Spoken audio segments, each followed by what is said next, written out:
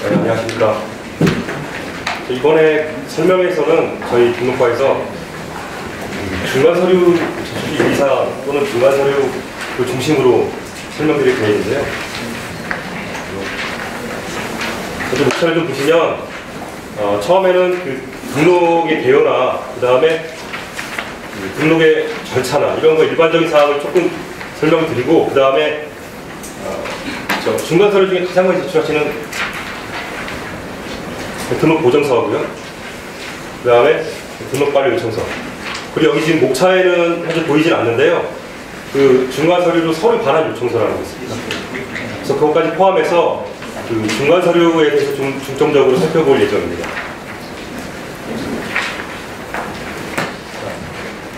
먼저 등록기인데요. 그 등록이라는 용어를 갖다가 그 포털 사이트에서 검색해 보시면 지금 보시는 바와 같이 이렇게 정의를 합니다. 찬찬히 보시면은 어려운 용어 하나도 없거든요. 그리고 등록이라는 용어 자체가 그 저희 보통 사람들한테도 굉장히 익숙한 용어입니다. 그런데 그 특허 등록이라고 하면 조금 생소할 수도 있습니다. 왜냐면은 그 특히 일반인들 같은 경우에 특허 등록이 뭐냐고 물어보면 특허 출원해서 그 다음에 심사 청구하고 그 다음에 그 등록 결정 받으면 그게 특허 등록 아니냐 이 정도만 알고 계시는 분도 계신데요. 실제 그것도 등록이 맞긴 맞습니다. 그런데 그거는 특허 등록의 좀 극히 일부분이죠. 그래서 그 특허 등록을 이해하려면 여기 지금 보시는 것처럼 부동산이나 아니면 자동차 저희한테 그 등록이 상당히 어떻게 보면 좀 익숙한 그 재산들이죠. 이런 거랑 등록을 비교해 보시면 이 특허 등록을 훨씬 이해하기가 좀 편하실 겁니다. 예를 들면은 그 부동산 같은 경우는 집 사보신 분도 계실 텐데 만약 집을 사셨다 그러면은 가장 먼저 하는 게 그 등기소 가서 등기를 하는 거죠. 소유권 이전 등기라고 하죠. 그리고 부동산 같은 경우는 담보를 잡혀가지고 돈을 많이 빌리시죠. 그럴 때도 그 근저당 설정 등기라는 걸 하는데요. 만약에 그걸 안 하면은 은행에서 돈을 아마 안 줄 겁니다. 그래서 비슷하게 그 특허도 이 부동산이나 자동차처럼 그 거래가 가능한 재산 중에 하나거든요. 그래서 특허도 마음대로 그 사인 간에 사고 팔 수도 있고 그 은행에 담보를 이렇게 제공하고 돈도 빌릴 수 있습니다. 그럴 때 반드시 등록이 필요합니다. 그래서 그런데 여기 좀 주의해서 보실 게 이거를 등록을 어떻게 하느냐. 여기 특정한 등록기관이라고 보이시죠? 그리고 이 공적장부가 보이시죠? 즉 특정한 등록기관에 비치된 공적장부에 등록을 하는 건데요. 부동산 같은 경우는 저 법원 등기소에 가서 부동산 등기부라는 거에 등록을 합니다. 부동산은 등록보다는 등기라는 말을 더 많이 쓰긴 하는데 실제로 같은 용어죠. 전혀 다른 용어가 아닙니다. 그 다음에 자동차 같은 경우는 차량 등록사업소에 가서 자동차 등록 본부라는 거에 등록을 합니다. 마지막으로 특허는 당연히 저희 특허청에 특허 등록 본부라는 거에 등록을 하게 되죠. 자, 그러면은 그 특허 등록을 좀 더 이제 제대로 좀 정의를 해보면은 이렇게 정의할 수 있습니다. 차차 읽어보겠습니다. 특허 등에 관한 권리의 발생, 변경, 소멸, 기타 특허권 등에 대한 일정한 사항을 특허청에 비치된 등록에 기재하는 일 또는 그 기재된 사항 자체. 이 제가 좀 예를 좀 들어드릴게요. 이 권리의 발생 같은 경우는 어떤 경우냐면 특허 출원해서 특허 등록 받으신 분도 계시긴 하실 텐데요. 실제로 그 등록 결정서를 받았다고 특허가 되는 거 아닙니다. 왜냐하면은 그 등록 결정서가 나가게 되면 그 뒤에 납입고지서가 같이 나갑니다. 보신 분 계실지 모르겠는데 그 납입고지서를 보고 등록료를 내야 비로소 그때 특허권이 발생하는 거거든요. 그때 특허가 되는 겁니다. 그게 바로 그 권리의 발생에 얘가 되어 있고요. 변경은 가장 흔한 게 그 특허의 명의가 바뀌는 겁니다. 즉 자유롭게 사고 팔 수 있기 때문에 딴 사람한테 넘길 수도 있고요. 그리고 그런 경우가 아니더라도 만약에 그 상속 같은 거에 의해서 아버지가 특허를 갖고 있었는데 돌아가셨다. 그러면 그 자식들이 상속할 수 있겠죠. 그래서 명의가 바뀌는 경우. 그럴 때 이 변경이 되겠죠. 그래서 그 다음에 소멸 같은 경우는 가장 흔한 예로 특허가 존속기간이라는 게 있습니다. 즉 출원일로부터 20년이 지나면 자동으로 소멸하게 되는데요. 그때 소멸할 때 이 소멸 등록을 합니다. 그리고 등록 원본을 폐쇄를 시켜요. 그런 얘기가 되겠고요. 그 다음에는 그 특허 등록 원부에는 이런 것만 기록하는 게 아니고, 예를 들면 뭐 출원일이라든가, 그 다음에 등록번호는 어떻게 되고, 그 다음에 청구한 개수는 몇 개고, 그런 그 기타 사항까지 저 등록부에 기재를 합니다. 자, 그럼 최종적으로 정리를 좀 해보면, 그러면 등록 대상이 도대체 무엇이냐?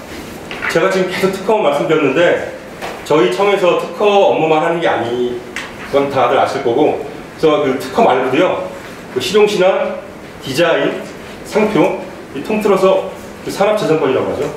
이런 게 다 등록의 대상이 됩니다. 그리고 등록을 도대체 왜 하나? 그러니까 등록의 목적이 무엇이냐? 뭐 이건 뭐 읽어보시면은 뭐 충분히 이해되실 것 같고요. 그 다음에 등록은 도대체 누가 하는가? 물론 저희 등록과 직원이 하는데요. 제가 이제 설명드리고 싶은 그게 아니고, 등록의 주체가 누군가, 그러니까 등록을 도대체 누가 요청을 하는가, 그거를 말씀드리는 겁니다. 좀 예를 들어보면, 제가 아까 특허를 갖다가 자유롭게 사고 팔 수 있다고 말씀드렸죠. 그러면은 그 특허를 판 사람이 있을 거고, 아마 산 사람도 있을 겁니다. 그러면 그 판 사람이랑 산 사람이 바로 당사자가 돼서 특허 등록을 신청합니다. 네, 뭐 구체적으로는 권리 이전 등록 신청이라고 하는데요. 그래서 그거 당사자들이 하는 등록을 신청인 등록이라고 하고, 물론 이 건수가 가장 많아요. 그리고 저희 그 등록과에서 하는 업무 중에 대부분이 이 신청인 등록입니다. 그런데 그 특이한 예로 이 당사자뿐만 아니라 법원에서도 저희 특허청에 등록을 요청할 수가 있어요. 어떤 경우냐면 또 부동산을 예를 들면 여러분이 부동산을 소유하고 있는데 누구한테 돈을 빌렸는데 돈을 안 갚았다. 그러면 그 채권자겠죠. 채권자가 돈을 안 갚았으니까 부동산이 있는 걸 알고 있고, 그럼 부동산에 압류나 가압류를 갑니다. 대충 들어서 알고 계실 겁니다. 특허도 똑같이 그런 압류나 가압류를 할 수가 있어요. 그래서 그럴 경우에는 법원에서 저희 특허청에 이런 특허나 상표나 이런 거를 좀 압류나 가압류를 해달라, 이렇게 요청을 합니다. 그래서 전문용어로 촉탁이라고 하거든요. 촉탁. 이거는 어떤 행정청에서 다른 행정청에 어떤 사무를 위임하는 겁니다. 뭐 그냥 용어니까 이 정도만 알아두시고요. 그 다음에 저희 특허청에서 알아서 등록하는 게 있습니다. 이거를 직권에 의한 등록이라고 하는데요. 좀 예를 들어 드리면, 아까 소멸 같은 경우 특허 존속기간 지나면은 소멸된다고 말씀드렸죠. 그러면은 소멸됐을 때 어떤 사람이 요청하거나 아니 누가 신청하거나 이러지 않아도 저희 특허청이 알아서 소멸 등록하고 등록을 폐쇄시킵니다. 그러니까 저희가 알아서 하는 등록을 이 직권의 등록이라고 하는데요. 자, 이렇게 세 가지 정도로 나눠볼 수 있습니다. 자, 그러면 제가 신청의 등록이 가장 많다고 말씀드렸는데, 그때 신청의 등록하실 때 신청서를 제출하게 되어 있습니다. 제가 그 신청서 몇 가지 적어봤는데요. 예, 뭐 이런 것들이 있고요. 그냥 제목만 보시죠. 그리고 이거 말고도 뭐 신탁 등록 신청서니 뭐 경영 등록 신청서니 또 다른 것도 있는데요. 이번 설명에서는 이런 신청서보다 그 중간 서류에 대해서 설명드릴 거기 때문에 여기 뭐 내용 설명 안 드리고 그 다음에 넘어가도록 하겠습니다. 그 다음에 등록은 기본 절차입니다. 이거 쭉 보시되 유념해서 보실 게 이 중간에 이 방식심사들입니다. 여기서 만약에 아무 흠결이 없다, 서류가 완벽하다, 그러면 당연히 수리해서 바로 등록이 되겠죠. 근데 만약에 이 흠결이 존재할 때가 문제입니다. 흠결이 있는데 이 흠결이 좀 심각하다. 그러면 저희가 이거는 좀 중대한 흠결이니까 다시 신청해야 됩니다. 이런 취지로 반려 통지를 합니다. 그런 게 아니고 흠결이 좀 사소하다, 경미하다.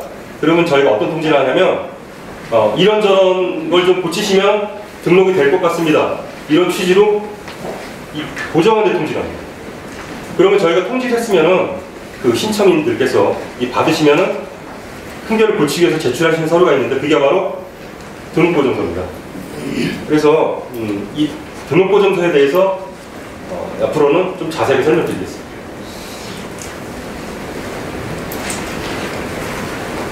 등록보정서는 제가 앞에서 말씀드렸는데 등록신청서에 경미한 흠결이 있을 때 그때 그 흠결을 보정하거나 또는 그 치유라는 용어를 쓰기도 하거든요. 보정하기 위해서 제출하는 서류입니다.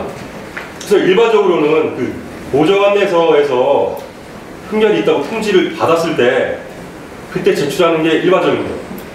가장 전형적인 거고요. 근데 그렇지 않더라도 뭐 신청이 생각해 보기에 아니면 검토를 해봤는데 신청서를 제출하고 검토를 해봤는데 스스로 생각하기에 흠결이 좀 있는 것 같다. 그러면은 저희가 통지를 안 하더라도 그냥 자진해서 그냥 등록보정서 내실 수도 있어요. 뭐 큰 친치 않지만요. 어쨌든 이 두 가지 경우에 보정안내서가 나가거나 아니면은 스스로 알아서 하거나 이 두 가지 경우에 등록보정서를 내게 돼 있고요. 만약에 자진보정 같은 경우는 최종 첨부만 되지 않았다면, 최종 첨부이라는 거는 신청서를 내서 이 등록 완료가 됐다거나 아니면 완료 확정 통지를 받았다거나 이 전에는 당연히 언제든지 가능합니다. 절차가 종료가 안 됐으니까요. 그런데 이제 문제는 이 통지에 따른 보정일 때가 문제입니다. 그 통지에 따른 보정은 보정안내서를 받은 경우죠. 그러니까 만약에 보정안내서를 받게 되시면 그 보정할 수 있는 법정 기한이 딱 픽스가 되는 거예요. 그래서 보정안내서를 받게 되시면 그 발송일로부터 1개월 안에는 반드시 보정을 하셔야 돼요. 그 외국인 같은 경우는 물론 1개월 더 주어지긴 합니다. 그러니까 그리고 또 이 발송일이 굉장히 중요한데요. 왜냐면은 그 보정안내서를 받고 나서 1개월이 아니고요. 발송된 날짜로부터 1개월입니다. 이거 굉장히 중요한데요. 그래서 그 보정안내서 그 좌측 상단에 보시면은 그 발송일자하고 그 다음에 제출기한이 명확히 딱 찍혀가지고 나가요. 그러니까 그 기간 안에 반드시 보정을 하셔야 됩니다. 자, 그 다음에 실제로 그 등록보정서 서식인데요. 이거는 물론 서면 서식입니다. 그래서 실제로 온라인으로 제출하시는 분이 더 많을 것 같긴 한데 온라인으로 제출하셔도 그 기본 개념이나 적어야 되는 사항은 똑같습니다. 그래서 이걸 좀 검토를 하시면은 온라인으로 제출하시더라도 좀 도움이 많이 되실 거예요. 자, 여기서 그 빨간색으로 표시된 거, 여기 제출인, 그리고 등록 보정 대상, 그리고 보정할 사항, 이거는 반드시 적어야 됩니다. 반드시. 그래서 이 제출인하고 그 등록 보정 대상, 그 다음에 보정할 사항 좀 자세히 좀 봐두시고요. 이 세 가지에 대해서 좀 더 자세하게 설명을 드리겠습니다. 자, 먼저 제출인입니다. 그 제출인 같은 경우는 자, 원칙적으로 그 보정하고자 하는 서류의 제출인 모두를 적는 게 원칙입니다. 그러니까 예를 들면 그 보정할 서류가 권리이전 등록 신청서다. 그러면 양도인하고 양수인이 보통 공동으로 제출하거든요. 권리이전 등록 신청서는. 그렇다면 그 권리이전 등록 신청서에 대해서 등록보정서를 제출하고 싶다. 그러면 당연히 양도인하고 양수인을 다 적어야 됩니다. 그게 원칙이에요. 하지만 예외도 당연히 있죠. 예. 그 예외로 그 제출인을 다 적지 않고 한 사람만 적어도 되는 경우가 있는데요. 이거는 저희가 이런 경우는 한 사람만 적어도 반드시 수리를 하는 경우를 지금 적어놨습니다. 예를 들어서 등록권리자랑 등록무자를 단순히 바꿔 적었다. 정말 단순한 무기죠. 이런 경우 하고요. 그 다음에 첨부 서류 중에서 인감증명서나 미입장 같은 거를 실수로 빠뜨렸다. 그런 경우에는 한 사람만 제출인을 적어도 됩니다. 근데 조심하실 게 이 첨부 서류 중에 그 양도계약서 같은 대단히 중요한 서류를 처음에 안 냈다. 그러면은 보정기획 자체가 주어지지가 않아요. 그럴 때는 중대한 흠결이기 때문에 반려 통지가 나갑니다. 그래서 이런 그 부속 서류만 가능하다는 거예요. 그리고 제가 이 확실한 것만 적어드렸는데 실제로 그 흠결은 이런 거 말고도 굉장히 많겠죠. 그래서 어떨 때는 제출인 다 적고 어떨 때는 한 명만 적고 이거를 구분하기가 되게 쉽지 않습니다. 그래서 웬만하면은 다 적으시는 게 좋고요. 근데 사정에 따라서 못 적는 경우도 있잖아요. 그럴 경우에는 저 사안에 따라서 다르니까 저희 그 등록과 담당자한테 직접 문의를 해서 확인을 받으시는 게 좋습니다. 그 다음에 등록보정 대상인데요. 여기는 그 발송번호나 접수번호 그리고 서류명을 적혀 있습니다. 먼저 그 발송번호 적는 경우는 원래 그 보정을 하는 루트가 두 가지 있다고 말씀드렸잖아요. 등록보정서를 내는 게 그 보정안내서를 받아서 보정하는 거고 그 알아서 자진해서 보정하는 경우거든요. 그럴 때는 먼저 보정안내서를 받았으면은 보정안내서에 발송번호가 찍혀서 나가거든요. 그 발송번호를 적으시면 됩니다. 보정안내서를 받으셨을 때는. 근데 만약에 자진 보정을 하신다. 그러면은 보정안내서를 당연히 받지 못하셨을 테니까 발송번호가 있을 리가 없죠. 그래서 원래 그 보정하고자 하시는 그 원서류에 접수번호를 그냥 적으시면 됩니다. 그 다음에 서류명은 그 보정하고자 하는 서류명을 그냥 적으면 되기 때문에 요거는 뭐 특별한 게 없고요. 자, 그 다음에 그 보정할 사항인데요.